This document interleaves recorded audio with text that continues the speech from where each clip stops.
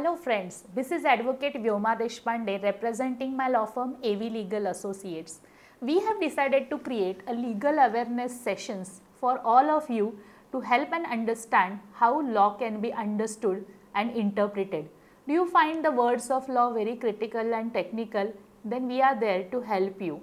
So in today's awareness talk, we are going to understand what are the precautions that we have to take before buying the flat or bungalow or other an immovable property. So the first step towards purchase of property calls for title search of the property. Now what does it exactly mean about title search of the property? So this title search basically divided into two parts. One is offline search and second is online search. Now the offline search starts with title checking of that property. For flat, it is considered that you have to check at least the agreements or documents that have been executed 12 years prior to the date of execution and registration of your current or proposed registration of the instrument. And for land, it is advisable that we have to trace the title of the property for 30 years. Now exactly what does it mean by tracing the title? So we have to gather all the agreements, documents, deeds that have been executed within the span of this 12 years when you are going to buy a particular flat or a property. We will check the entire words, how the title was transferred, whether any particular right of a person or entity has not been properly transferred in any particular transfer.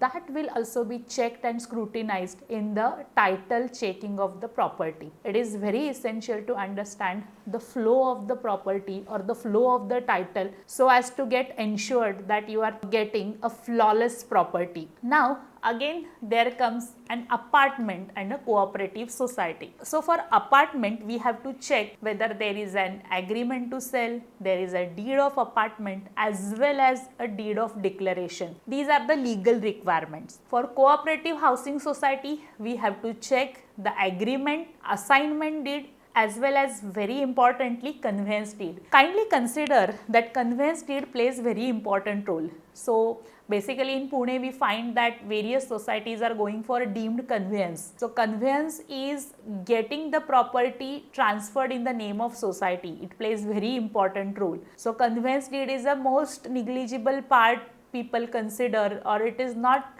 looked after properly by various societies, and after gap of 10-12 years they go for a deemed conveyance. So basically we have to also check whether the proper conveyance deed has been executed or not when it comes to a cooperative housing society. So once we go through all these wordings, whether the title is transferred or not, then we check the commencement certificate and the sanctioned plan, whether a particular flat that you are going to buy, whether it is in accordance with the dimensions those are mentioned in the sanction plan, the area of balcony that is shown or the common areas and passages, whether it is properly reflecting or is in line with all the title documents or not. We are going to check in, or any advocate you will choose. Apart from that, NA order also plays very important role.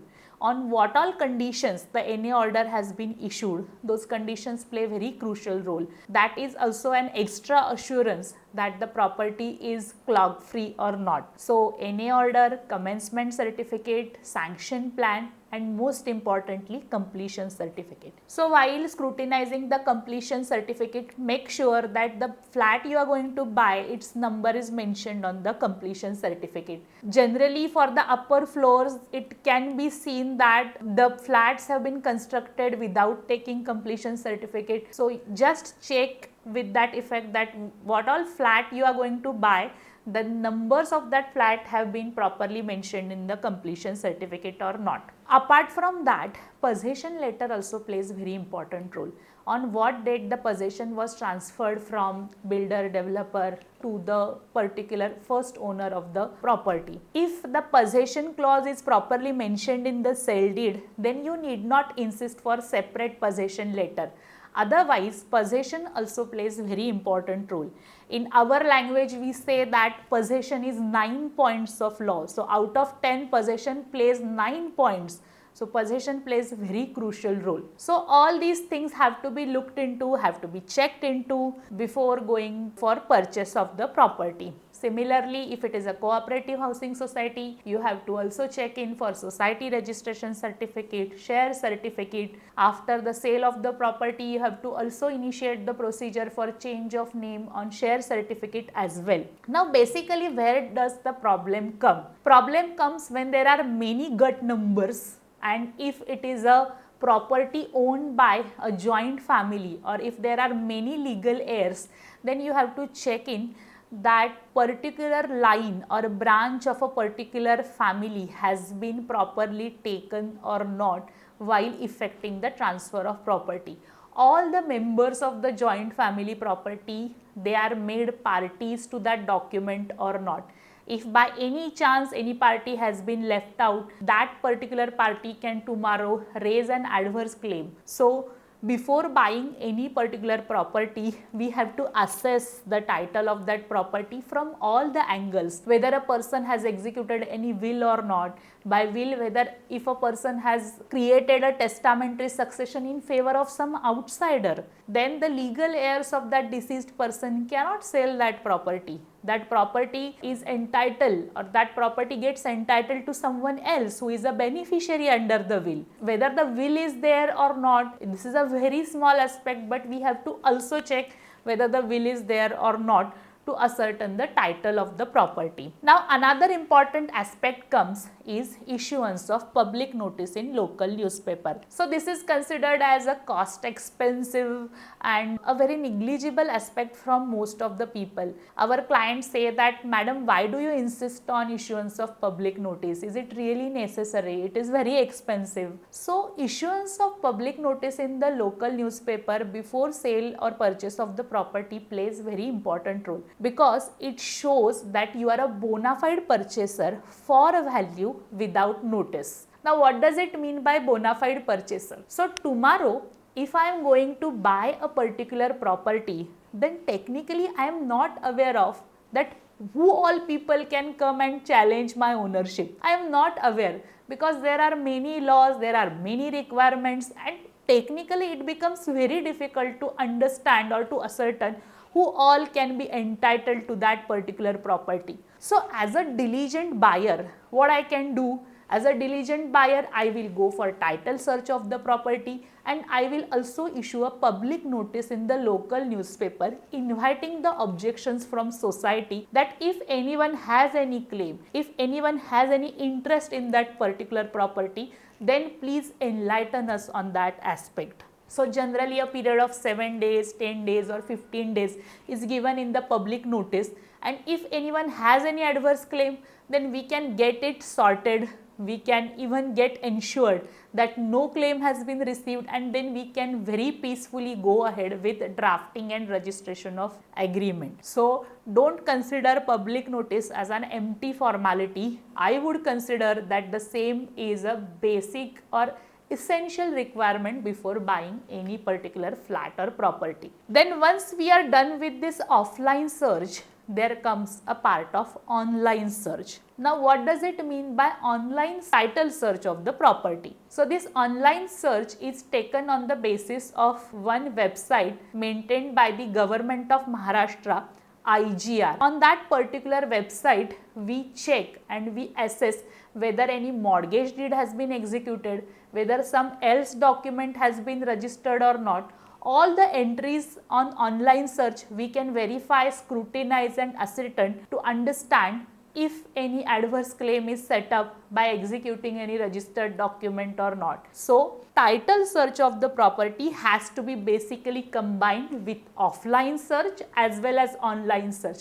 Then it becomes a comprehensive title search of the property. So once we get ensured that there is no adverse claim, there is no probability of any person claiming any adverse title against the flat which we are going to buy, then we can definitely think about going ahead with the drafting and registration of the particular document. Now comes the another important aspect is drafting of agreement. So while drafting the agreement, I will not go into the basic nitty-gritties that We have to mention the name of parties, signature of the witness. These are the basic ingredients. Although it seems basic, these are not basics. We have to properly mention all the parties. If any of the name of the parties has been left with, then it is not an empty formality, as I said.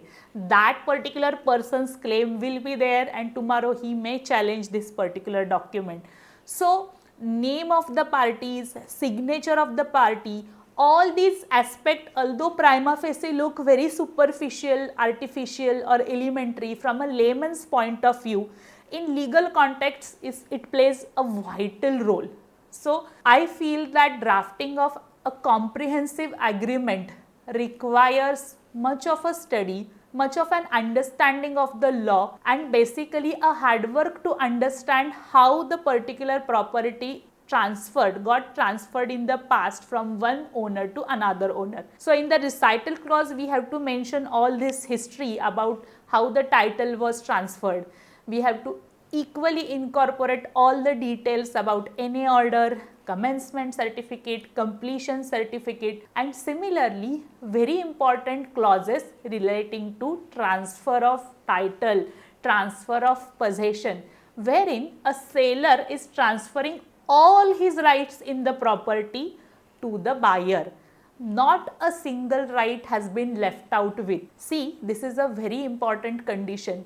We feel that why it is essential. So tomorrow if I am saying that I am buying a particular property, I am buying that property with all the rights of enjoyment. So whether all the rights of enjoyment have been transferred or not, all these clauses have to be checked in properly. Consideration clause, in how many installments you are going to pay the amount, whether if it is a bank loan, there is also a requirement of payment of TDS. So all these clauses in consideration clause have to be written carefully so as to check in the proper transfer of title. Now once we are done with the drafting of agreement, there comes a very vital aspect of payment of stamp duty and registration of agreement. Most of the people are not aware, basically in village areas also, that registration is mandatory to effect the transfer of ownership. Recently, the Honorable Supreme Court in one of the judgment passed on 10th of December 2024 in SLP number 330 of 2017 have categorically mentioned that no title transfer will be effective unless it is executed by a registered instrument. So registration is the soul of ownership, I will say. At the time of payment of stamp duty, we have to consider how much stamp duty we are going to pay. So there is one benefit that we can claim is depreciation. So for depreciation, we will check the depreciation from the date of completion certificate. So we can take the benefit of depreciation in stamp duty and pay a lesser amount of stamp duty that is amenable as per Registration Act. Depreciation has to be calculated to pass on the advantage to the buyer. So once we are done with the registration, then yes, all the requirements regarding the flat or bungalow purchase has been completed with. So once we are done with title search, public notice, drafting of agreement, proper payment of stamp duty and registration of agreement, then it becomes a valid transfer. But after that also there remains a small part that you have to check into. Now what are all those small parts? So if it is a cooperative housing society, then you have to pay the society fees and get your name on the share certificates so as to effect that particular transfer on society records also. Similarly, change of name on the property card, change of name on the property tax, as well as change of name on the electricity bill, that has to be effected. So tomorrow if you are going to show the address proof, it is not always essential that you have to show the index to, or you have to keep on giving the entire agreement of 90 or 60 pages wherever it is required. So these are very important elements with reference to find out who is entitled to that particular property, to check the property tax, whose name appears on the property tax, whose name appears on the electricity bill, whose name is getting reflected on the property card, whose name is there on the share certificate of the cooperative housing society. So make sure that once the registration formalities have been complied with, you are also changing the name on property tax, property card, electricity bill as well as share certificate.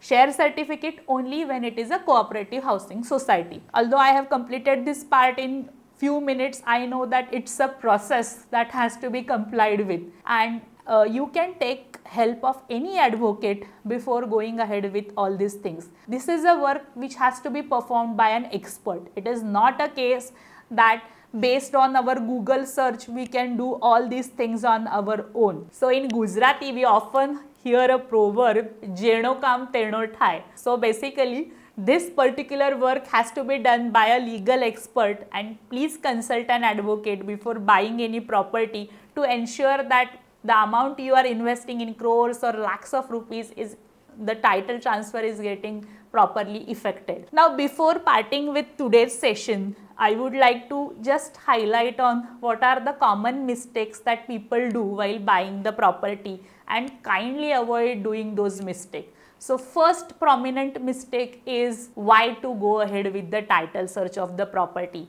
If I am taking the bank loan, the bank will do the title search of the property. But understand, even though the bank is doing the title search of the property, you can investigate the title by paying some small amount to your own advocate. It doesn't cost much. It is not a matter of cost also.